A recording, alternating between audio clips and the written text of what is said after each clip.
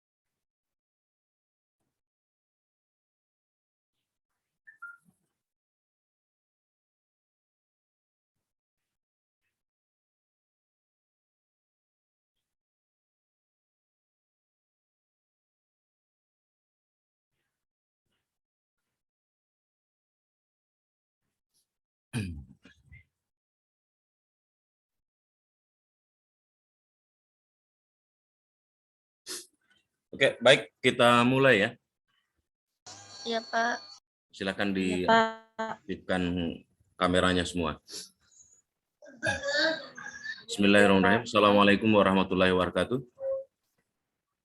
Waalaikumsalam Waalaikumsalam warahmatullahi wabarakatuh.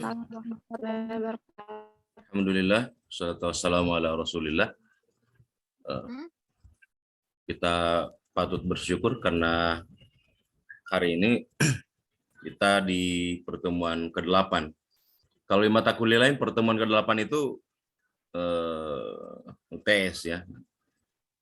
Iya, Pak. Ya, tapi kalau di pertemuan kita ini penilaiannya sudah ada beberapa tugas, ada tugas yang diberikan.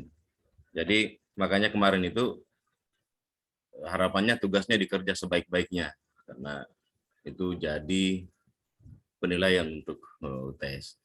Dan yang kedua, kalaupun tidak nanti ada tugas akhir dalam bentuk proposal itu juga mesti dikerja sebaik-baiknya karena itu akan direview sedemikian rupa untuk menentukan nilai akhir dari Anda.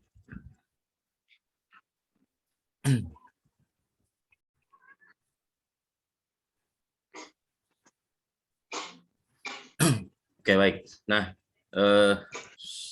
saudara-saudara sekalian, pada kesempatan ini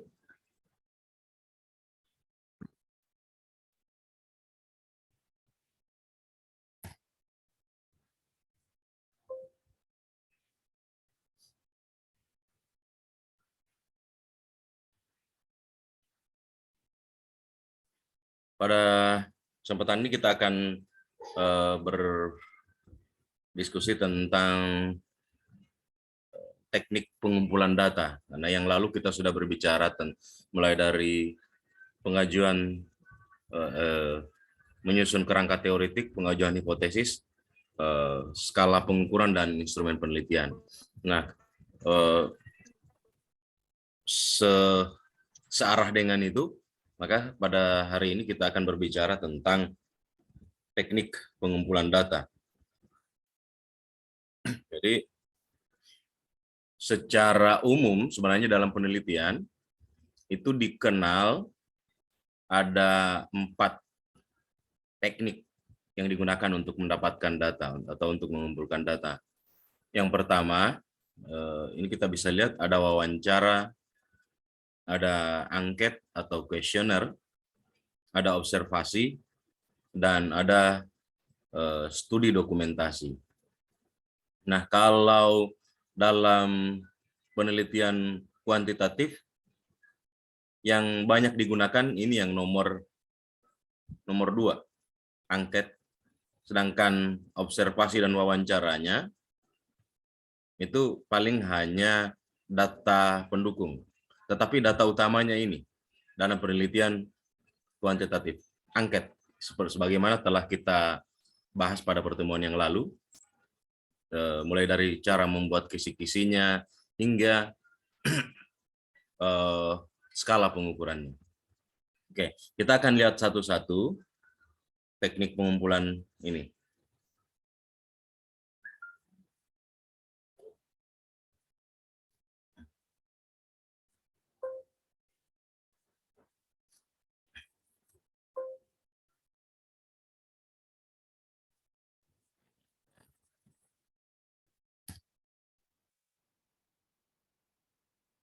Oke, baik. Kalau wawancara itu ada yang sebenarnya wawancara biasa dimaknai sebagai bentuk interaksi antara peneliti dengan informan. Peneliti dengan informan tentang masalah atau topik yang kita teliti.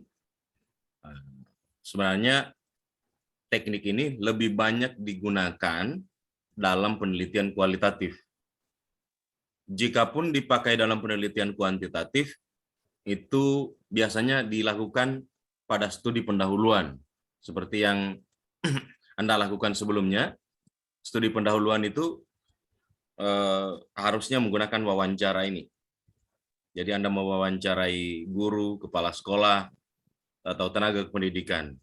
Jadi untuk mendapatkan catatan lapangan atau data awal dalam rangka memahami masalah yang ada di sebuah setting penelitian atau di lokasi penelitian. Jadi ini wawancara ya. Jenisnya ini ada dua, ada yang terstruktur dan ada yang tidak terstruktur. Kalau yang terstruktur artinya seorang peneliti atau kita yang akan melakukan penelitian sudah tahu betul kondisi lokasi penelitian sehingga kita sudah dapat menyusun pedoman wawancara secara sistematis. Maka jika disebut wawancara terstruktur itu biasanya pasti ada, atau umumnya pasti ada pedomannya. Mirip seperti membuat angket atau kuesioner. Jadi kita sudah punya daftar berbagai pertanyaan. Nah, sekarang ini karena perkembangan teknologi, proses wawancara terstruktur juga dapat dilakukan secara online. Jadi bisa kita menggunakan Google Form. Jadi kalau mahasiswa sekarang kan biasanya sudah cukup akrab dengan Google Form. Jadi ada isian-isian, ada pertanyaan, ada isian. Kita isi melalui lembar Google, melalui form Google yang bersifat online itu yang. Nah, kita bisa juga menggunakan media lain, mungkin dapat menggunakan email. Jadi ada isian yang dikirimkan melalui email dan dijawab. Jadi bisa seperti itu. Yang kedua, ada wawancara tidak terstruktur. Wawancara tidak terstruktur ini biasanya tidak ada pedoman. Di samping penelitinya biasanya sudah terbiasa meneliti, wawancara tak terstruktur ini dilakukan karena seorang peneliti memang benar-benar belum tahu banyak hal tentang lokasi penelitian atau sebuah setting penelitian. Jadi tanpa pedoman saja. Memang tidak mudah juga wawancara tanpa pedoman. Memang harus orang sudah terbiasa bertanya. Karena tanpa pedoman wawancara, kalau peneliti pemula, biasanya satu pertanyaan akan membuatnya mentok. Tidak dapat berkembang pertanyaannya. Jadi disarankan kalau sebenarnya peneliti pemula lebih baik menggunakan wawancara terstruktur. Karena ini biasanya untuk yang sudah terbiasa melakukan wawancara. Sifatnya terbuka dia. Sifatnya lebih terbuka antara peneliti dan yang diteliti. Kemudian yang berikutnya,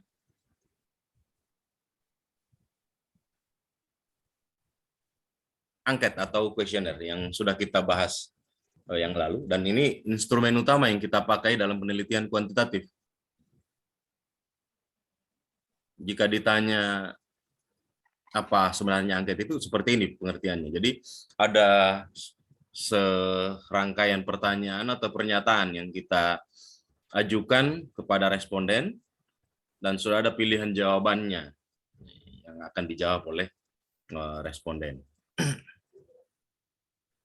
Jadi modelnya pertanyaan atau pernyataan tertulis. Nah, kita yang penting kita perhatikan bahwa dalam menulis atau menyusun angket itu ada sekitar 10 prinsipnya. Jadi ada 10 prinsip dalam menyusun angket atau kuesioner. Yang pertama, isi dan tujuan pertanyaan. Jadi kalau angket karena bermaksud mengukur variabel, maka angket itu memang isi dan tujuannya adalah untuk mengukur variabel.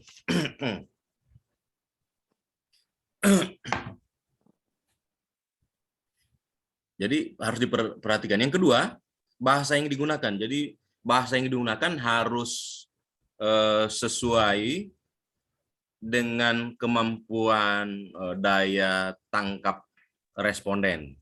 Umpamanya kalau kita menanya anak SD, itu level pertanyaannya, bahasanya harus yang dapat dimengerti oleh anak SD. Atau jangan mengajukan pertanyaan berbahasa Inggris terlalu banyak kepada responden yang tidak tahu bahasa Inggris. Oke. Yang ketiga, tipe dan bentuk pertanyaan. Jadi kalau tipe dan bentuk pertanyaan ada yang tertutup, ada yang terbuka, atau ada yang positif, ada yang negatif. Itu diperhatikan.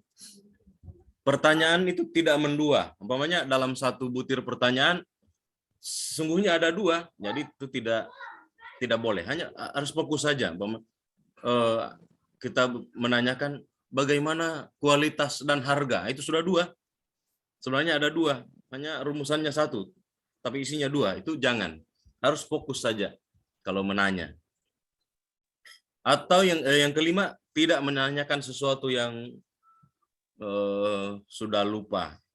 Umpamanya Anda meneliti sebuah sekolah, kemudian Anda tanya gurunya, pertanyaannya begini, bagaimana peran kepala sekolah 30 tahun yang lalu? Nah, ini kan sudah lama. Jadi sesuatu yang sudah lupa, jangan ditanya. Tanya saja yang aktual.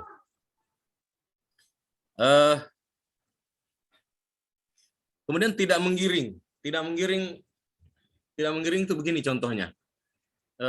Apakah kepala sekolah di sini itu suka marah-marah?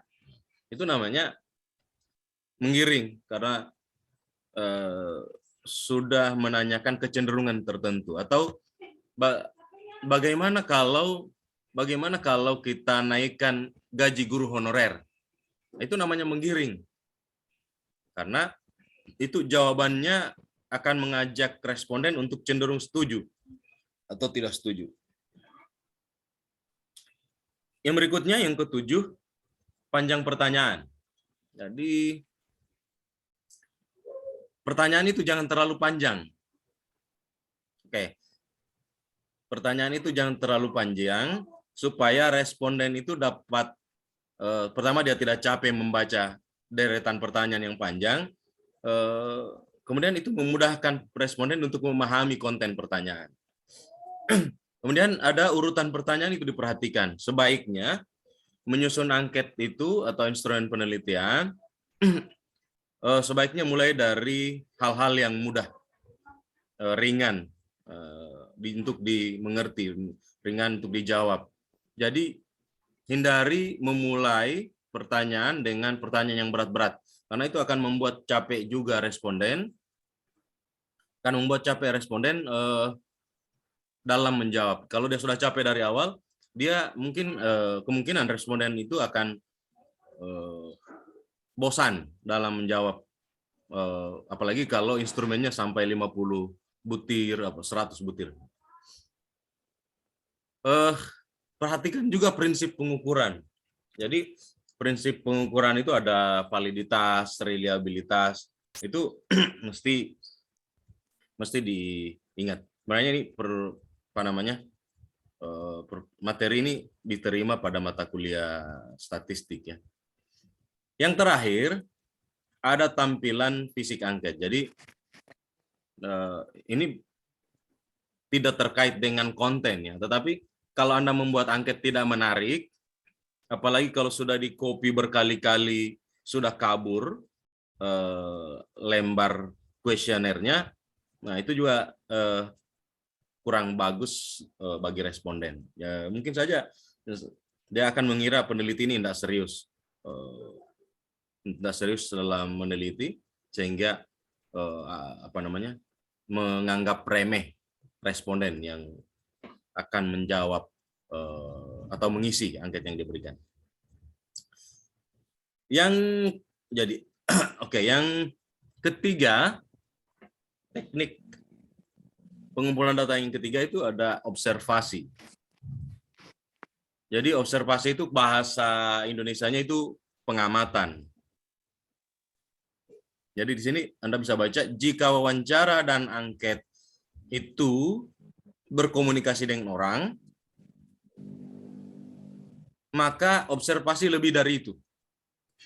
Dia tidak hanya berkomunikasi dengan orang, tetapi objek dan peristiwa. Ya, namanya mengamati bukan hanya kita berkomunikasi dengan orang, tetapi juga mengamati apa yang terjadi di sekolah itu, dia apa saja kegiatannya, juga mengamati tulisan-tulisan, bangunan-bangunan, itu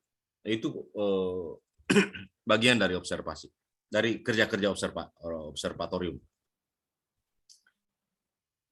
Ya, kita mau lihat ini ada dua juga. Observasi itu ada dua. Bisa ada yang partisipan. Partisipan itu artinya terlibat. Kita menjadi pelaku. Ini agak berat memerankannya karena kita mesti, kalau tiba di lokasi penelitian, kita harus menjadi salah satu bagian dari setting penelitian. Contoh, kalau di sekolah mungkin Anda jadi tukang sapu atau menjadi karyawan atau staf sekolah, atau Anda juga menjadi guru untuk lebih memahami situasi di sekolah itu. Nah, yang lebih banyak memang yang kita gunakan non-partisipan, kita menjadi pengamat. Jadi kalau yang ini tadi disebut sebagai insider, maka kalau menjadi pengamat kita menjadi outsider. Kita menjadi outsider. Dan cara kita melakukan observasi bisa terstruktur dan tidak terstruktur. Biasanya kalau yang namanya terstruktur seperti yang di wawancara tadi, kalau yang biasa terstruktur itu kalau kita sudah punya pengetahuan banyak tentang lokasi penelitian itu. Tetapi kalau kita hanya sedikit tahu, maka kita dapat melakukan observasi tidak terstruktur. Biasanya melakukan observasi itu kita menggunakan pedoman atau instrumen observasi. Biasanya kita rumuskan sendiri. Biasanya kita sudah berencana di rumah sebelum pergi ke tempat penelitian, kita rumuskan siapa yang kita mau observasi dan apa kegiatannya. Nanti ketika tiba di sana kita catat apa kegiatannya. Itu melakukan observasi. Atau kita mau mengobservasi bangunan sebuah sekolah, kegiatan-kegiatannya. Seperti itu kita rencanakan dari awal. Sehingga tiba di sana kita tinggal mencatat. Oke, itu 3 jenis, 3 bentuk teknik pengumpulan data. Kalau studi dokumentasi itu lebih banyak, nanti kita akan pelajari kalau penelitian kualitatif. Sampai di sini ada pertanyaan?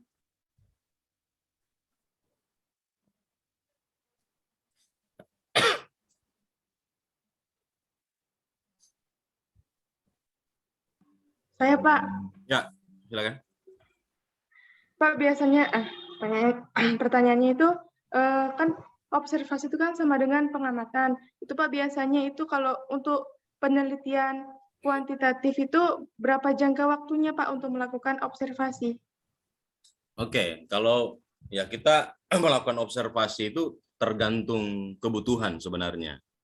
Jadi biasanya kan kalau penelitian kuantitatif itu kita menggunakan observasi maupun wawancara, ya, itu untuk mendapatkan data awal melalui pra penelitian. Seperti yang tugas Anda yang lalu kan, tugas Anda yang lalu itu pra penelitian. Anda bisa dapat menggunakan wawancara dan observasi. Tidak ada patokan berapa lama.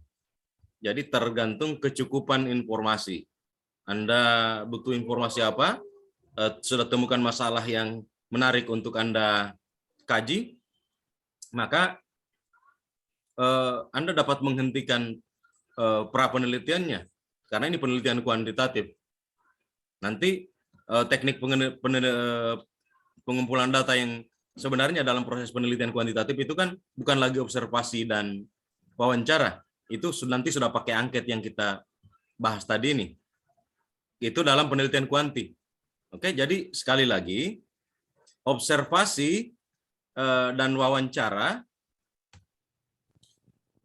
dalam konteks penelitian kuantitatif itu dipakai ketika kita melakukan pra penelitian. Oke. Ketika kita melakukan pra penelitian untuk mendapatkan atau menemukan masalah penelitian. Oke? Cukup? Ada lagi?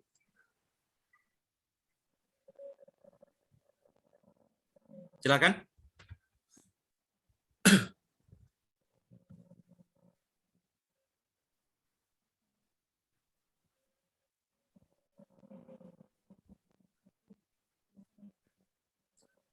Halo.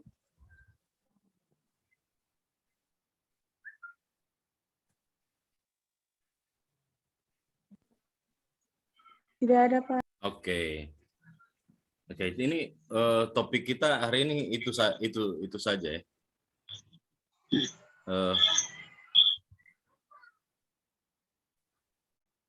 Jadi untuk yang studi dokumentasi itu nanti Anda dapatkan di metodologi penelitian kualitatif, karena itu apa namanya? Itu salah satu teknik pengumpulan data yang utama, karena di sana nanti ada proses triangulasi yang mencoba meng-cross check kebenaran dari observasi, wawancara, dan dokumen, cocok atau tidak. Itu kalau dalam penelitian kualitatif tiga. Tapi kalau kuantitatif itu teknik pengumpulan data utamanya itu sebenarnya angket. Observasi dan wawancara hanya berfungsi ketika pra penelitian untuk menemukan masalah yang layak Anda kaji, yang menarik untuk Anda teliti. Oke? Itu Ya, Pak. topik kita, materi kita untuk siang ini. Nah, nanti untuk update perkuliahan kita pertemuan 9, karena saya rencanakan untuk mulai offline, mulai sebentar di grup, Anda sudah mulai mengirimkan bukti vaksinnya ya. Jadi, Baik, Pak. Baik, Pak. Baik, Pak. di vaksin pertama cukup ya. Vaksin pertama enggak apa-apa vaksin pertama. Kalau belum vaksin kedua, vaksin pertama. Kalau yang tidak punya, hasil tes itu rapid antigen dan dinyatakan negatif. Oke ya. Ya, Pak. Nah, jadi Ya, yang bisa ikut kuliah offline saya adalah mereka-mereka yang dokumennya terupdate di grup. Saya tahu Anda semua ini sudah ada di sekitar kampus, tapi untuk di mata kuliah saya belum bisa saya layani Anda untuk offline jika tidak memenuhi syarat-syarat itu. Oke, ini yang hadir Baik, Pak. sekitar berapa ini? Karena ada yang di layar 2 orang, berarti sekitar ada 26 orang yang hadir pada kesempatan ini. Saya kira demikian. Semoga Anda sehat selalu dan dapat menjalankan kegiatan-kegiatan akademiknya dengan lancar. Mari kita Amin. akhiri pertemuan siang ini dengan bersama membaca hamdalah. Alhamdulillahirrahmanirrahim. Billahi taufiq wal hidayah. Assalamualaikum warahmatullahi wabarakatuh. Waalaikumsalam warahmatullahi wabarakatuh.